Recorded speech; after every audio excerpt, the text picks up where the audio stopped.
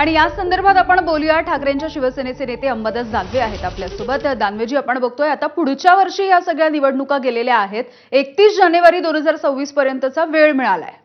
नाही, खरं तर राज्य निवडणूक आयोग आणि राज्य सरकार या दोघांनाही, विशेषतः राज्य सरकारला निवडणुका नकोयच अशा पद्धतीचं त्यांचं वागणं आहे।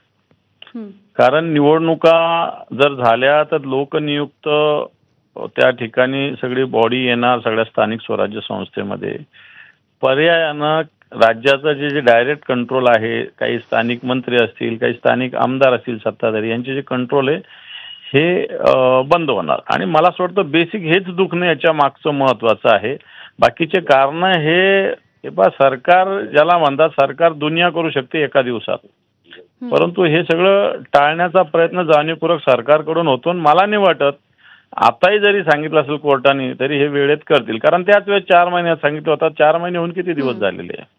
आपण राज्य सरकार या निवडणुका टाळतंय, प्रशासनाचं राज्य चालू आहे या राज्यामध्ये, आणि त्याच्यामुळे सर्वसामान्यांचं एक नवीन तरुण पिढीचं एक नेतृत्व मला असं वाटतं नेस्तनाबूत याच्यातून होतंय, असं मला तरी वाटतंय।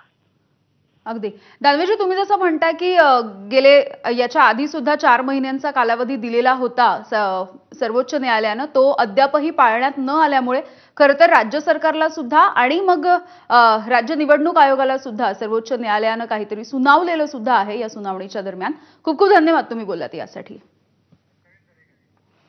आणि याविषयी बोलूयात, भाजपचे नेते प्रवीण दरेकर आहेत आपल्यासोबत। प्रवीण